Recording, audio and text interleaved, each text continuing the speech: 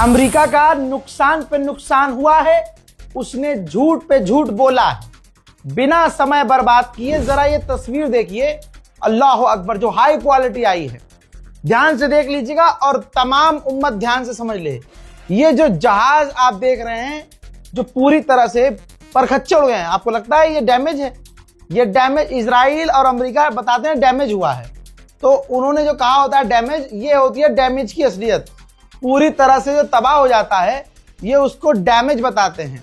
ये जो जहाज है ये कोई टैंकर नहीं है, ये कोई आम पैसेंजर विमान नहीं है, ये है अमेरिका का सबसे एडवांस, जी हाँ, सबसे एडवांस जासूसी जहाज। इसकी कीमत आप जानेंगे तो हिल जाएंगे, $700 मिलियन।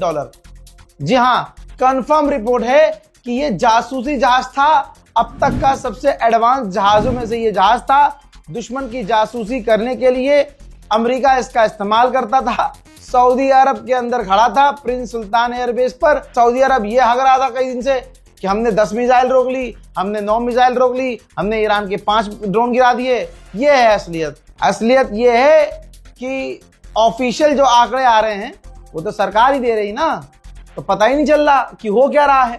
लेकिन तस्वीर अब सामने आई है कि $700 मिलियन का एक जहाज और उसके साथ 5-6 टैंकर और 12 अमेरिका के सैनिक बुरी तरह से घायल हैं।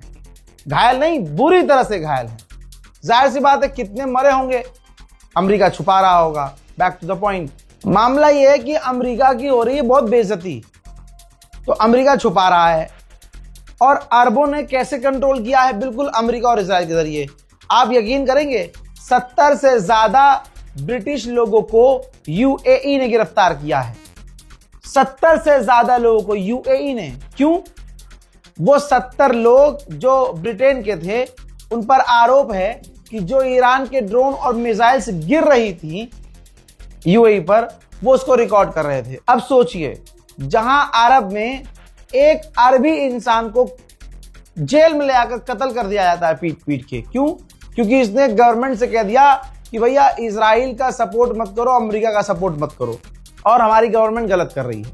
ठीक, पूरा Arab, Saudi Arab, Qatar, Bahrain, Oman, Kuwait, Jordan, ये बहुत खतरनाक लेवल की सख्ती कर रहे हैं। मेरे खुद के दोस्त आए हैं भाई, दुबई से खुद के दोस्त आए हैं, वो बता रहे हैं भाई अगर मोबाइल हाथ में देख लिया ना, कहीं विस्फोट हुआ है और मोबाइल हाथ में, तो तुम्हें फौरन गिरफ्तार कर लेंगे, वो फाइन ठोकेंगे अलग से। तो ऐसी कंडीशन में सच कहां से सामने आएगा? यही तो वजह है, आवाम बता नहीं पा रही है। सरकार आंकड़े दे रही है कि हमने 9 मिसाइल रोकी है। अब किसने देखा है कि 9 मिसाइल रोकी है या 9 की 9 गिरी है? अब सोचिए अमेरिका का नुकसान किस तरह से हो रहा है, लेकिन झूठ कैसे बोला जा रहा है।